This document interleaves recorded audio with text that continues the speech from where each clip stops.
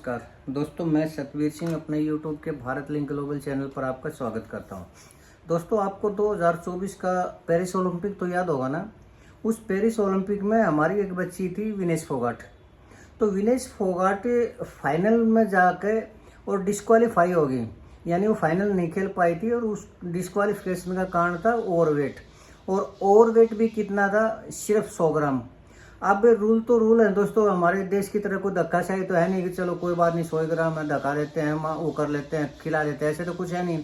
International rules हैं वो तो उसमें 100 ग्राम वजन के कारण वापिस आना पड़ा था विनेश फोगाट को बगैर किसी मेडल के। तो दोस्तों, उसी पेरिस ओलंपिक के अंदर एक बच्चा और था, अमन सहरावत। तो अमन सहरावत का था 600 ग्राम वजन ज़्यादा, जबकि विनेश फोगाट का था 100 ग्राम।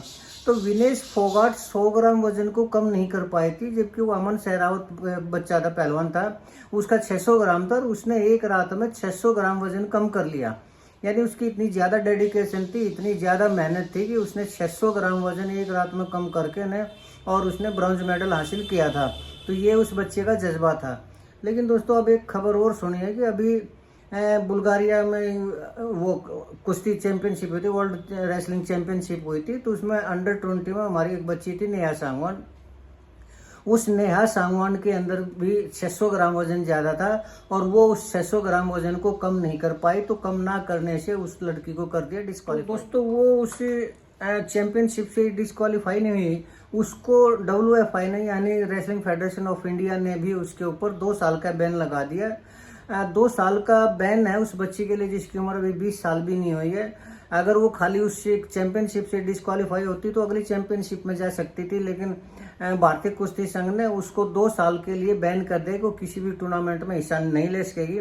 तो बैन करते हुए WFI के उस अधिकारी ने एक बयान जारी किया है। दोस्तों, मैं आपको बयान है ऐसे का इसके पढ़ के सुनाता हूँ। उसमें कहा है कि यह स्वीकार नहीं किया जा सकता कि वजन मैनेज करना एक पहलवान के बस की बात नहीं है। उस पहलवान को यह ध्यान रखना ही होता है। और बुल्गारिया चैंपियनशिप में हम एक मेडल हासिल करने से चूक गए। और एक खिलाड़ी जब वो तैयारी करता है, वो भेजता है, तो उस पहलवान के लिए लाखों रुपये का खर्च होता है। और पहलवान ये जानता है कि उससे कुछ अपेक्षाएं भी होती हैं, लेकिन उसके बावजूद वो मैनेज नहीं कर पाता, जो कि उसकी खुद की जिम्मेदारी है। तो ऐसे पहलवान को निश्चित रूप से बाहर किया जाएगा। और जो कोई भी खिलाड़ी इस तरह का अपने जिम्मेदारी को नहीं निभाएगा, उसको भी बाहर कर दिया जाएगा। हमें दुख है कि नेहा एक अच्छी रेसलर है, लेकिन उसके बावजूद वो अपनी जिम्मेदारियों को नहीं निभा पाई, इसलिए हमने उसके ऊपर लगा दिया 2 साल का बैन। तो ये एक भारतीय कुश्ती संघ के एक अधिकारी का बयान था जो उन्होंने मीडिया में जारी किया था।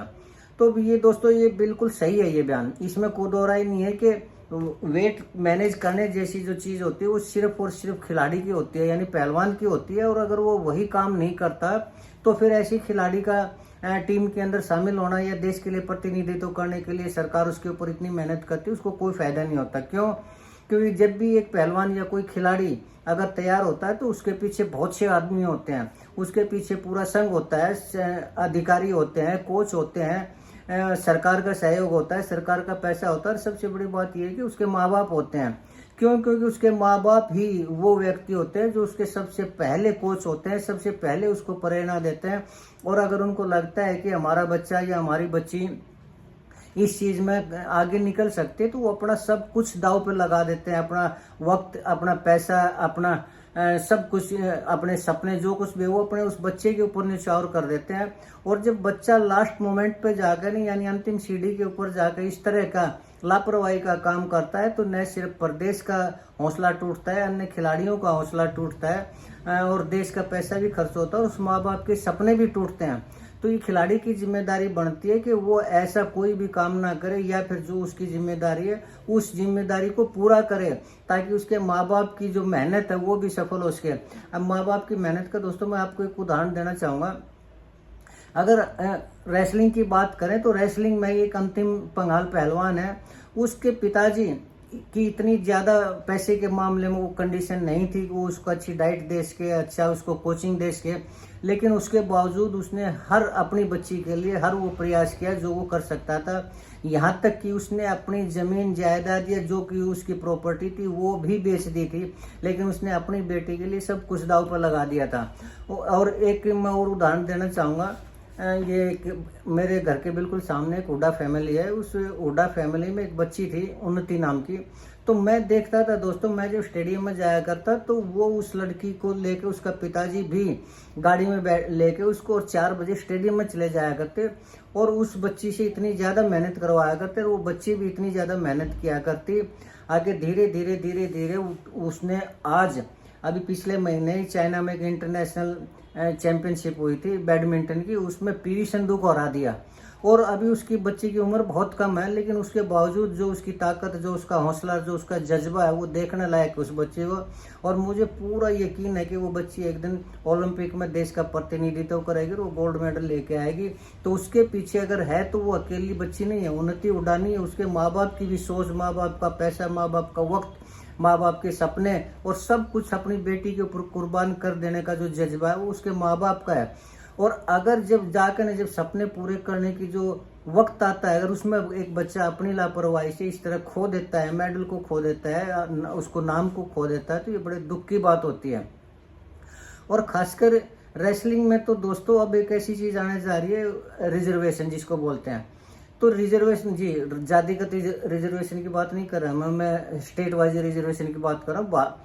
भारतीय कुश्ती संघ ने शायद नियम बनाया है कि हर राज्य का प्रतिनिधित्व तो होना चाहिए, जबकि कुश्ती के अंदर जो ज़्यादा खिलाड़ी वो अपने हरियाणा के, यूपी के या राजस्थान से है, और ज़्यादा स्टेट से नहीं है, तो बहुत कम है। लेकिन कुश्ती ने भी ये सोच रखा है, कुश्ती जगत ने या कुश्ती संघ ने, कि दक्षिण हरियाणा से भी हर एक स्टेट का प्रतिनिधित्व होना चाहिए। और उसने कुछ वेट कैटेगरी फिक्स कर रखी है कि इन वेट कैटेगरियों में उस स्टेट का नंबर आएगा, इसमें उस स्टेट का नंबर। अगर ऐसा होता है तो ये हरियाणा के जितने पहलवान हैं उनके लिए बहुत कम वेट कैटेगरी रह जाएंगे, और उसमें जो बच्चे सब कुछ अपना मेहनत करते हैं, दांव पर लगाते हैं, उनके माँ बाप सब कुछ दांव पर लगाते हैं, तो उनके लिए भी स्कोप नहीं बचेगा। अगर ऐसी स्थितियाँ है, इससे पहले यही ज़्यादा ज़रूरी है कि बच्चे हर नियम को माने और अपनी तरफ से पूरा 100 का 100% लगाएं, न कि ये सिर्फ 600 ग्राम वेट को कम करने से चूक जाए या कम करने के लिए पूरा प्रयास ना करें। तो मुझे ऐसा लगता है कि ये जो बच्ची नेहा सांगवान है, ये पता नहीं क्यों विनेश फोगाट से प्रेरित होकर न शायद वो कर रही है। क्योंकि कई बार पहले भी संघ ने वेट कम करने के लिए इसको कहा था, लेकिन कई बार वेट को मैनेज नहीं कर पा रही है बच्ची।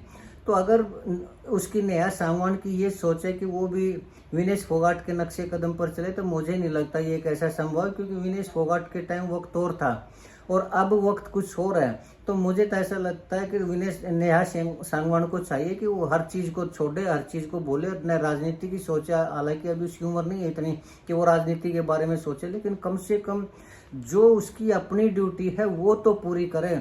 और एक बच्चा जब इतने बड़े मुकाम पर जाकर न उसे कदम वापस खींचने पड़ते हैं, तो ये वाकई इससे और खिलाड़ियों का भी हौसला टूटता है और उनको भी ये लगता है कि कल को अगर ये हमारे साथ भी होगा तो क्या होगा। तो उनके माँ बाप का जो पैसा लगा हुआ है, अक्सर हमने देखा है बहुत से ऐसे खिलाड़ी या बहुत सी ऐसी लड़कियां हैं जिनके माँ बाप की कोई हैसियत नहीं, कोई रिक्शा चलाने वाला है, कोई साइकिल पंचर लगाने वाला, कोई गरीब मजदूर है, कोई कुछ है, लेकिन वो अपने बच्चों के लिए सब कुछ करते हैं। और ऐसे में जब वो अपना सब कुछ दांव पर लगा के भी बच्चों को ये दिखाई देता है कि वो अंतिम उसमें जाके न टूट जाता है, झुक जाता है, या फिर वो अपनी ड्यूटी पूरी नहीं कर पाता, किसी भी वजह से वेट को मैनेज नहीं कर पाता या जो स्कोरिंग होता है वो शामिल नहीं कर पाता, तो इस माँ बाप के लिए भी बहुत बड़ी दुखद घटना होती है। तो बच्चों को ऐसा नहीं करना चाहिए। बच्चों को ये सोचना चाहिए, कम से कम अपने देश की तरफ देखना चाहिए, संघ की तरफ देखना चाहिए। सबसे बड़ी बात यह कि उसको अपने माँ बाप की। तो आज के लिए इतना ही। मेरा मानना है कि बच्चों को थोड़ा और मेहनत करनी चाहिए और अपने गोल के ऊपर फोकस करना चाहिए। तो इतना ही कहना था मेरा। मुझे उम्मीद है कि आपको मेरी ये वीडियो पसंद आई होगी। अगर आपको लगता है कि मेरा सोचना या मेरा कहना ठीक है, तो आपसे गुजारिश करना चाहूँगा कि आप मेरे इस वीडियो को लाइक करें, शेयर करें और कमेंट करें दोस्तों। और अगर आपको लगता है कि मेरा सोचना ठीक नहीं है, तो भी मैं चाहूँगा कि आप कमेंट करके मुझे बताएं, ताकि मैं अपने आप को करेक्ट कर सकूँ। और इसके साथ ही एक निवेदन करना चाहूँगा कि आप मेरे इस चैनल को सब्सक्राइब ज़रूर करें, ताकि मैं इस तरह की जो वीडियो आपके सामने लाता रहूँ। आपने मेरा ये वीडियो देखा, इसके लिए आपको बहुत बहुत धन्यवाद। नमस्कार, जय हिंद, जय भारत।